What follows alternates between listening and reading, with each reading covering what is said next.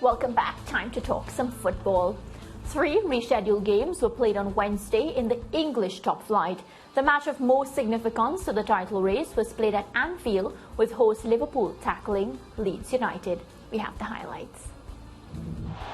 Fabinho, Diaz, Robertson to try. Handball, penalty. Salah puts them into the lead. He's so confident, sends Meslier the wrong way. It's right in the corner. It's lovely technique. Again, Matip able to come forward without any challenge. Salah, Matip again. They've worked it beautifully. Special to Liverpool again. And here's Mane. They're going to get another one. A penalty. Michael Oliver thought about it. And he scores for the second time this evening. If you want him to mark someone, I think he does that extremely well. It's a poor kick by Meslier. Oh, brilliant from Salah. With no flag. Extraordinary run of defeats on this ground. Here's Origi. And in the end, Mane puts it in. It is 5. They're still not favourites to go down, but they are on a slide.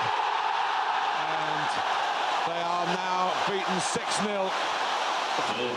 Look upwards. That's something that needs to change from set pieces. They're simply not good enough. Struijk loses.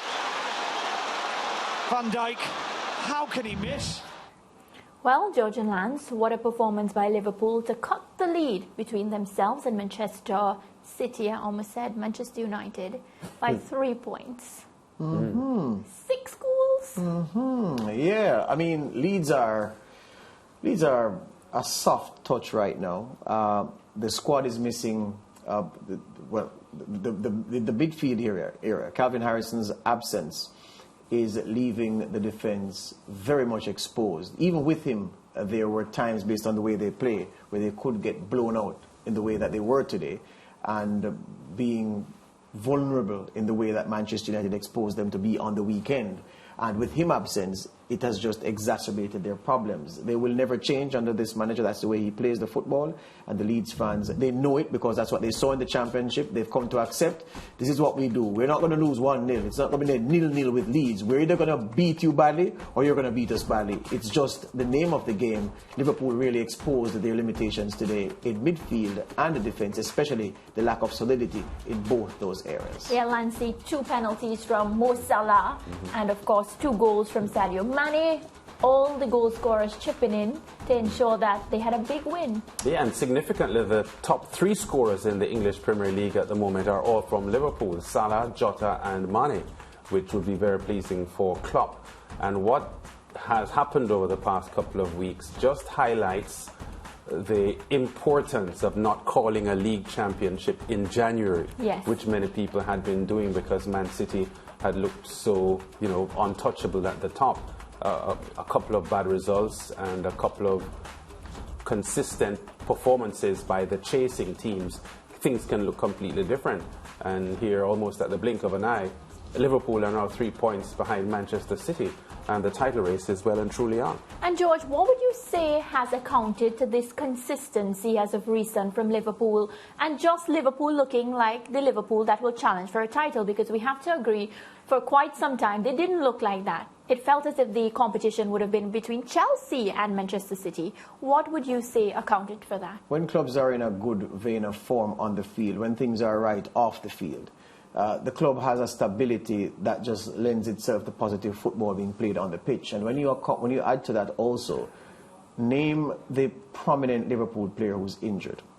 That prominent Liverpool player who's injured is called nobody at all. His first name is nobody, his last name is at all. So it tells you exactly what's happening. Everybody is fit and there is healthy competition for places. Remember the competition for places argument Lance and I had here about the West Indies, about 23 mediocre players battling to be in the 11, in the final 11.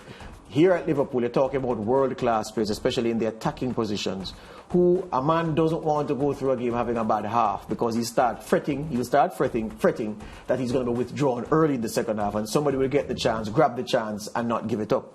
The competition for places is healthy. The top players are in their prime. Mane is in his prime. Salah is in his prime. Virgil van Dijk may have some way to go to reach his prime, but he's playing as good as a centre-half can play, as a man who's recovered from an ACL injury, the kind he has. And the club is being well run. Liverpool, they are in their moment. It's just how long it can last and if they can renew the cycle when the cycle inevitably ends. Yeah, well, we'll be tracking that and see how it turns out. We also have the highlights from Turf Moor, where Tottenham continued their push for a top 4 finish against Burnley. Let's take a look at those highlights.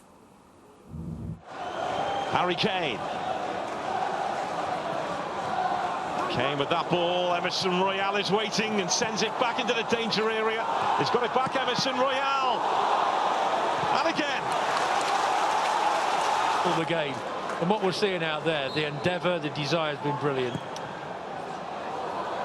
Ran with a free kick. Burnley! Well, when the free kick comes in, it's high. It's a difficult one to attack, but he attacks it unbelievably well. Look at this, it just holds up a little bit. He wants that so badly. It is a night to remember at Turf Moor. Burnley are letting those around them know that they are approaching with intent. Well, Tottenham, they are brought back to earth after they were able to beat Manchester City. Well, in today's other game, Crystal Palace defeated Watford 4-1, and this is how today's results impacted the table. So we have Manchester City. They sit atop the table, having played 26 games, a total of 63 points. Now that gap between Liverpool and Manchester City, just 3 points separating them. Chelsea in 3rd position on 50 points. Manchester United sitting in 4th position on 46 points. After today, Leeds, they have played 25 matches, a total of 23 points. Well, we have Watford, Norwich, Burnley, relegation zone. Burnley's still in the relegation zone in spite of their win today, but they're in the top part of the relegation zone, and hopefully for their sake they can ease out. But huge disappointment for Tottenham today, who came out of the weekend in flying colours and buoyant. Yeah, they're back to earth, as I said. Conte has qualities similar to Jose Mourinho in that in big games he usually gets his teams to perform. Tottenham's season won't be defined by what they do against City or Liverpool. It will be what they do against Burnley and Leeds and West Ham and all of those teams, Everton and everything. That's where it really, really matters. And he will tell you that perhaps it is that if he had the quality of squad and the depth of squad to even threaten to make changes to freshen up the lineup for this Burnley game, he would have done so. But even to have some of those who were in the team against Man City and who would have felt complacent, the pressure on them to perform to keep those places, he doesn't have that kind of squad at his disposal. So he's going to get them G'd up for big games like Man City, and normal for games like Burnley, when their level also needs to be very high, because there's no gimme, there's no free game in the EPL. All I will say is Tottenham is the reason. Manchester City, 3 points away from Man U. 3 points away from Liverpool. I've been calling up Man U for no reason. Anyways, remember, you can watch the English Premier League through the Rush channels on the Sportsmax app. Download the app from the Google Play or App Store and enjoy Thursday's match between Arsenal and Wolves.